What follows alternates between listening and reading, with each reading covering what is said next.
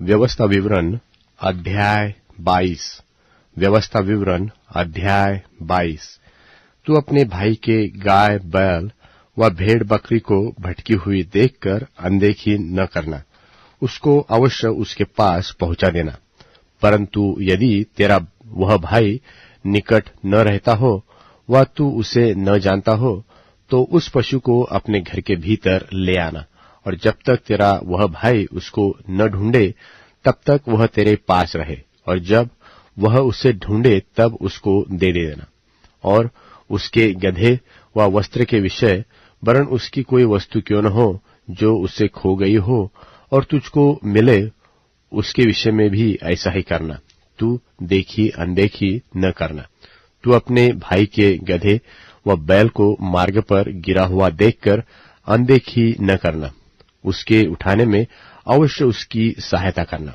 कोई स्त्री पुरुष का पहरावा न पहने और न कोई पुरुष स्त्री का पहरावा पहने, क्योंकि ऐसे कामों से सब करने वाले तेरे परमेश्वर यहोवा की दृष्टि में घृणित है।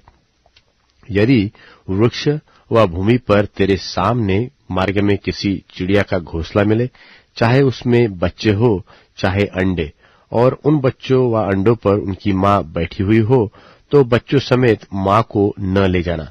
बच्चों को अपने लिए ले तो ले, परंतु माँ को अवश्य छोड़ देना, इसलिए कि तेरा भला हो और तेरी आयु के दिन बहुत हो। जब तू नया घर बनाए तब उसकी छत पर आड़ के लिए मुंडेर बनाना। ऐसा न हो कि कोई छत पर से गिर पड़े और तू अपने घराने पर खून का दोष लगाए। अपनी दाख की बारी में 2 प्रकार के बीज न बोना। ऐसा न हो कि उसकी सारी उपज अर्थात तेरा बोया हुआ बीज और दाख की बारी की उपज दोनों अपवित्र ठहरे। बैल और गधा दोनों संग जोतकर हल न चलाना। ऊन और सनी की मिलावट से बना हुआ वस्त्र न पहनना। अपने ओढ़ने के चारों ओर की कोर पर झालर लगाया करना।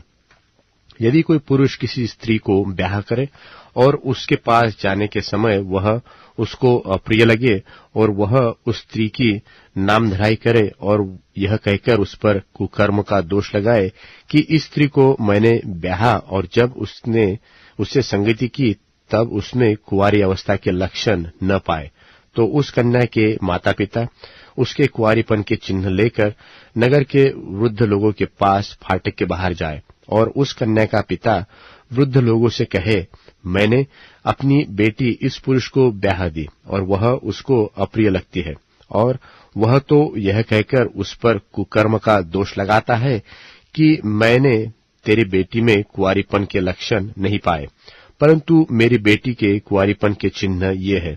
तब उसके माता पिता नगर के वृद्ध लोगों के सामने उस चादर को फैलाए। तब नगर के सियाने लोग उस पुरुष को पकड़कर ताड़ न दे और उस पर 100 शेकेल रुपये का दंड भी लगाकर उस कन्या के पिता को दे, इसलिए कि उसने एक इस्राएली कन्या की नामधराई की है और वह उसी की पत्नी बनी रहे, और वह जीवन भर उस स्त्री को त्यागने न पाए। परंतु यदि उस कन्या के कुंवारीपन के चिन्ह पाए न जाए और उस पुरुष की बात सच ठहरे, तो वे उस कन्या को उसके पिता के घर के द्वार पर ले जाए और उस नगर के पुरुष उसको पत्थरवाह करके मार डाले। उसने तो अपने पिता के घर में वेश्या का काम करके बुराई की है।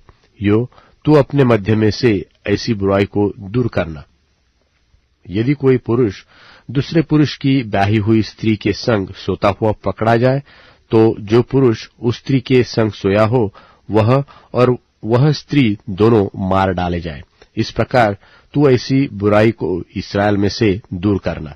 यदि किसी कुंवारी कन्या के ब्याह की बात लगी हो और कोई दूसरा पुरुष उसे नगर में पाकर उससे कुकर्म करे, तो तू उन दोनों को उस नगर के फाटक के बाहर ले जाकर उनको पत्थरवाह करके मार डालना। उस कन्या को तो इसलिए कि वह नगर में रहते हुए भी नहीं चिल्लाई, और उस पुरुष को इस कारण कि उसने अपने पड़ोसी की स्त्री की पथपानी ली है। इस प्रकार तू अपने मध्य में से ऐसी बुराई को दूर करना। परंतु यदि कोई पुरुष किसी कन्या को जिसके ब्याह की बात लगी हो मैदान में पाकर बरबस उससे कुकर्म करे, तो केवल वह पुरुष मार डाला जाए जिसने उससे कुकर्म किया हो, और उस कन्या से कुछ न करना। उस कन्या का पाप प्राणदंड के योग्य नहीं, क्योंकि जैसे कोई अपने पड़ोसी पर चढ़ाई करके उसे मार डाले, वैसे ही यह बात भी ठहरेगी कि उस पुरुष ने उस कन्या को मैदान में पाया और वह चिल्लाए तो सही, परंतु उसको कोई बचाने वाला न मिला। यदि किसी पुरुष को कोई कुंवारी कन्या मिले जिसके ब्याह की बात न लगी हो और वह उसे पकड़कर उसके साथ कुकर्म करे और वे पकड़े जाए, तो जिस पुरुष ने उसके साथ कुकर्म किया हो वह उस कन्या के पिता को 50 शेकेल रूपा दे और वह उसी की पत्नी हो।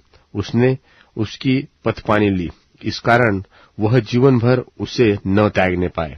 कोई अपनी सौतेली माता को अपनी स्त्री न बनाए, वह अपने पिता का ओढ़ना न उघारे।